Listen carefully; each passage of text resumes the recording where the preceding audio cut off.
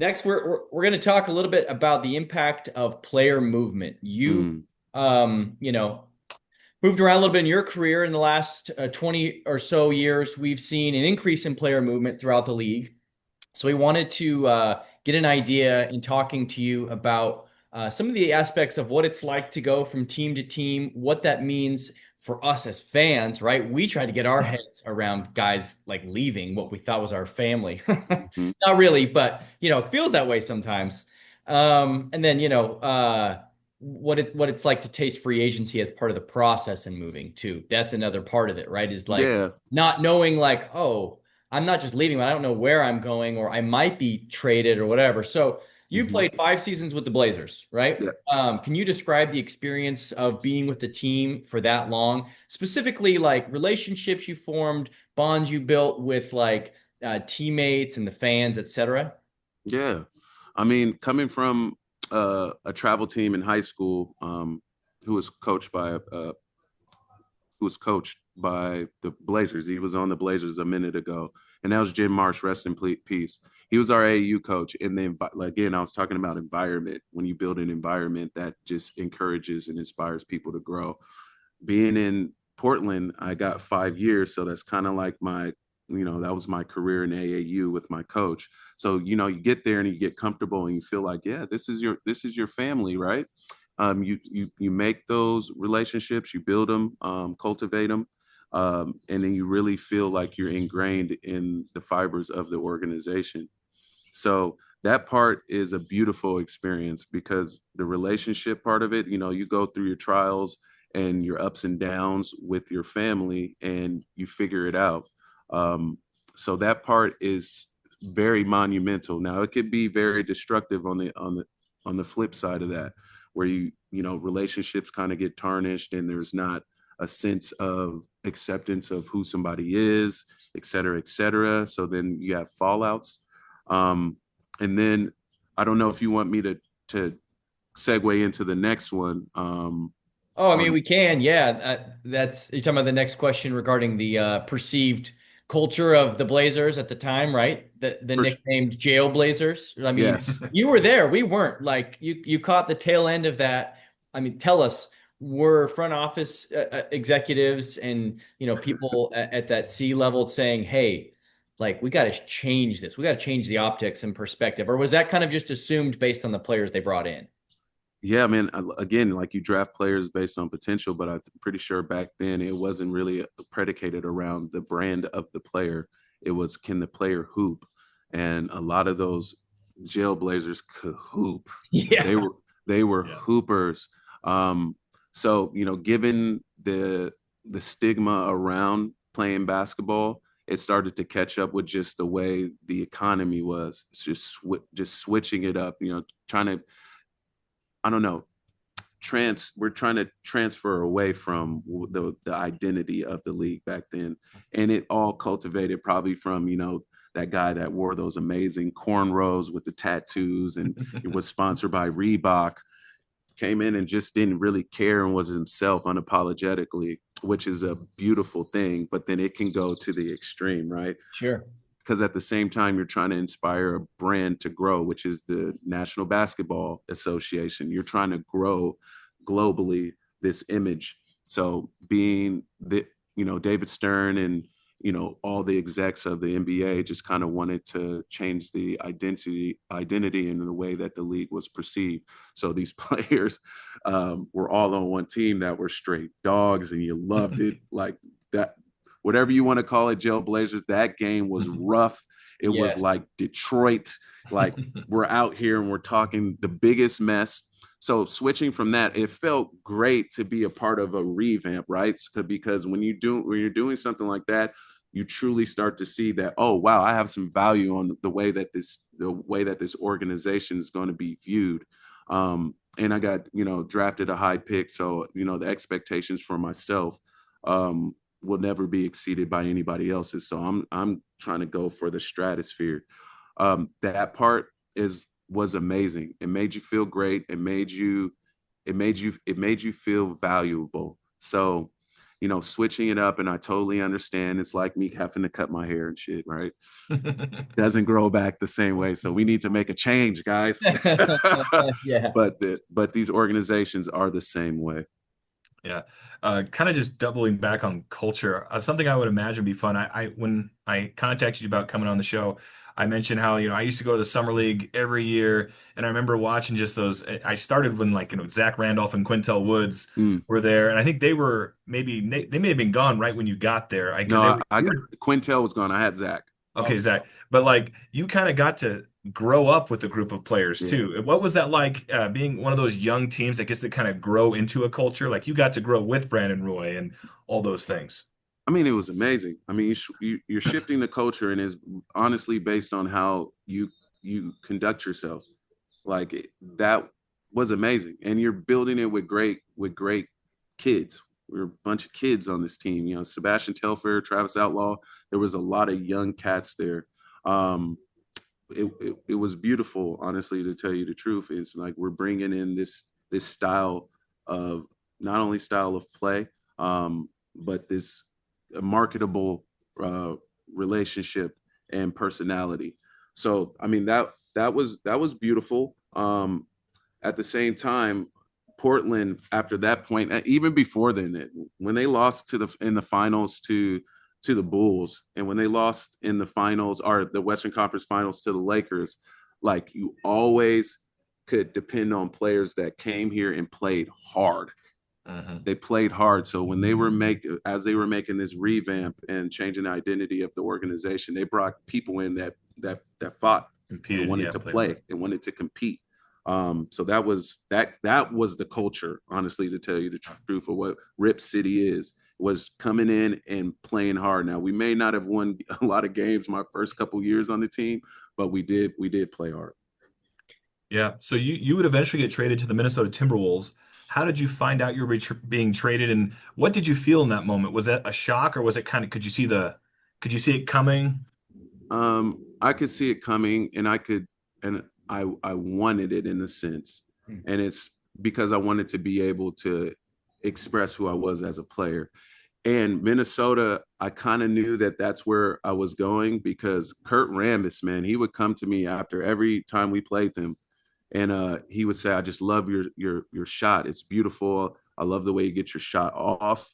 And I was like, "Wow, that means a lot." And he compared it. This is not me. He compared the shot and how I released to Kobe, and I was Oh like, "Man, man. you're putting me up on man. That's a lot of pressure." But he would always talk to me after the game and tell me how he admired my game. So when I got traded to Minnesota, it was not a surprise at all.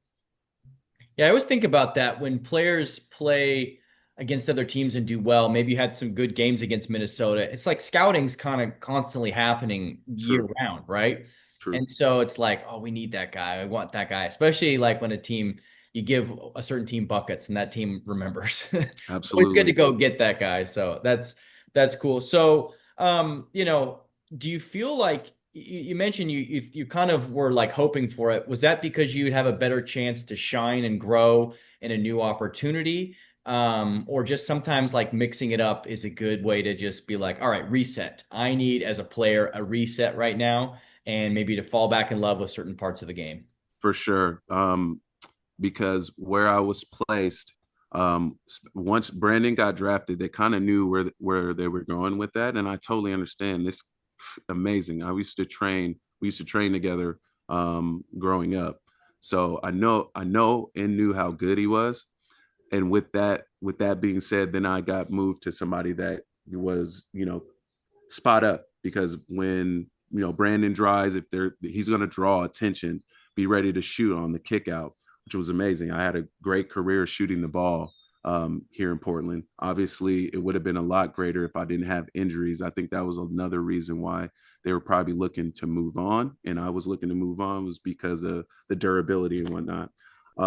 So me having a fresh start, I was so juiced for that in Minnesota, so juiced. And my whole career, I'm surprised I had a 10-year career, because my entire career felt like it was uphill because I was battling injuries. My first, before we even got to training camp in Minnesota, I herniated my disc, and this was going to be my come out year, and I was so excited about that, and they were ready for it too. Um, but these things happen. But me leaving and going to Minnesota, oh man, yes, yes, it's not only did I need it, I wanted it as well. Yeah, that's Do great. you remember, you mentioned as a kid you were a fan of the Sonics, team fan. Do you remember a player as a fan when you were a little kid that when they got traded from the Sonics, you were just like, no? Was there someone that broke your heart when they got traded? Mm, nah, Hmm. no, not at all. I see. So I loved Hersey Hawkins. Like Hersey Hawkins was great.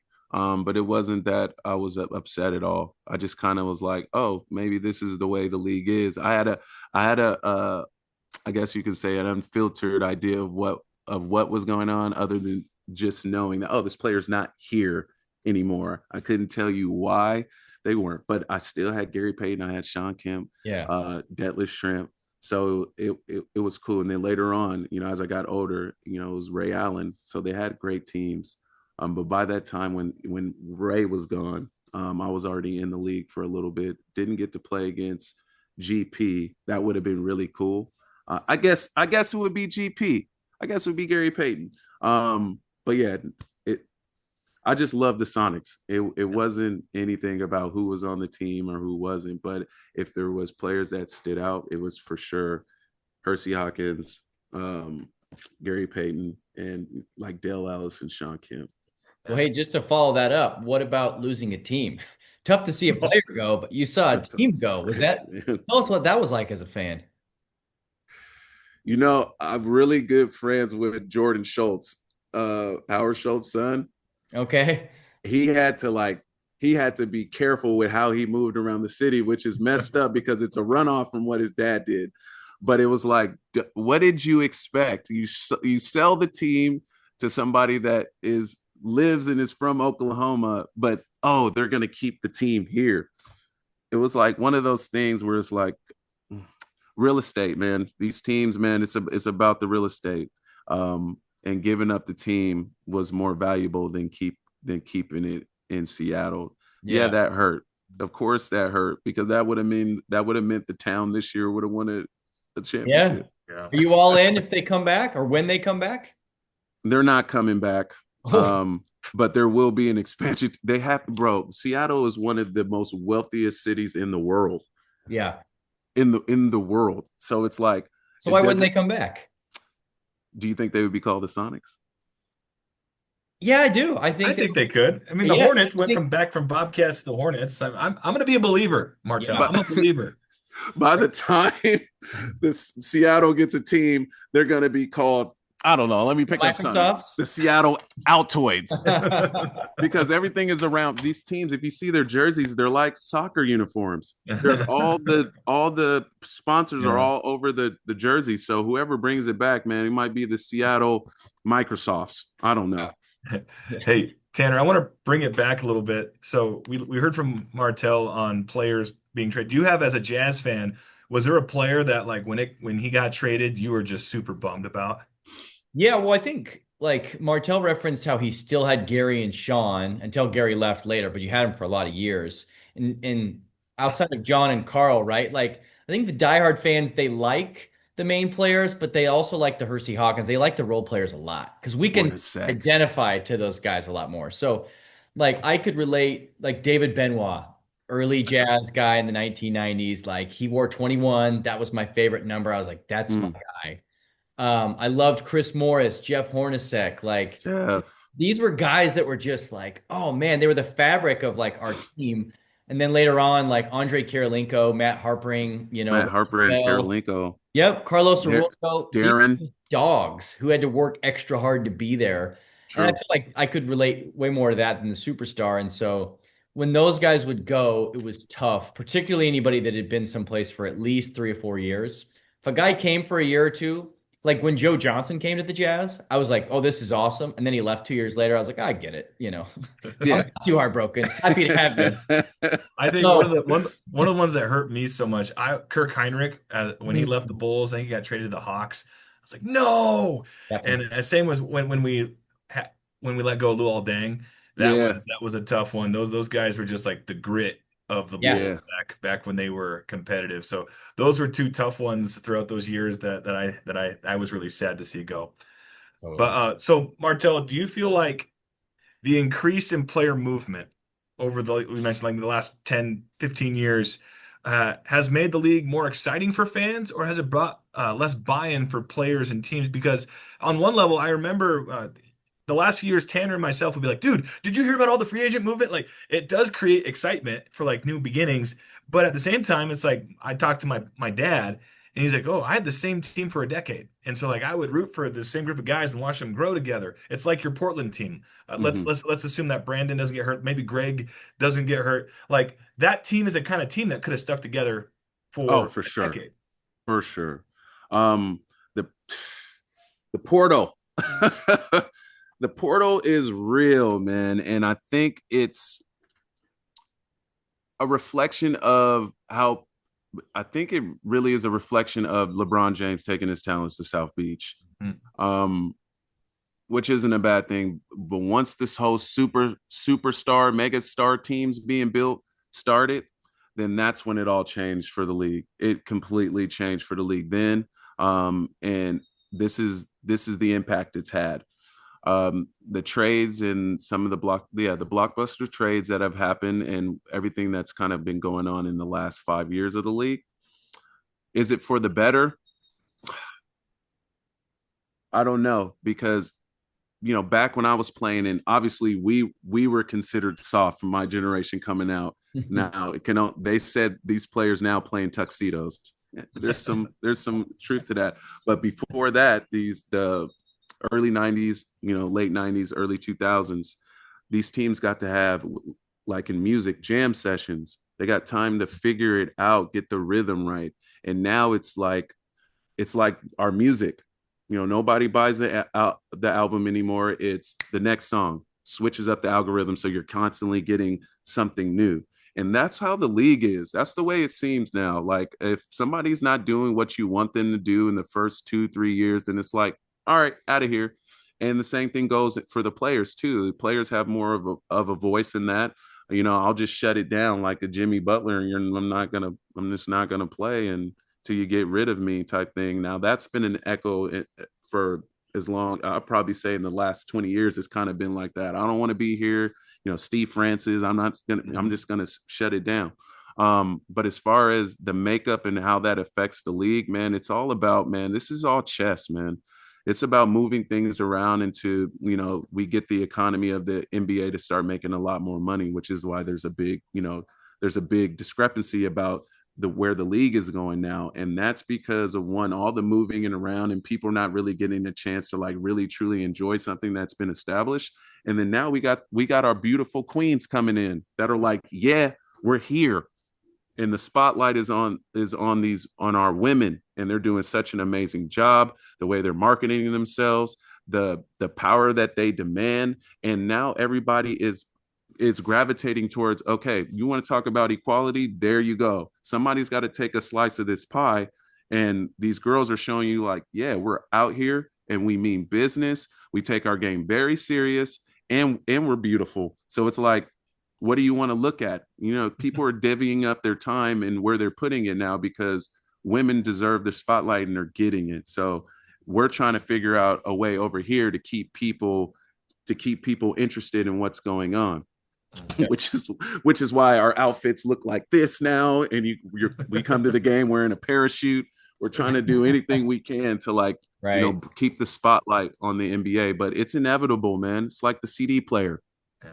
MP3 players here, sorry, I still got some though, but Yeah. when I can switch it up just like that, which is how sports are now, switching it up really quick. I mean, you can't really stop that. Now for garbage time, Martell, we want to know which NBA uniform is the safest one to buy right now. Whose jersey is a lock to be able to keep for a few years?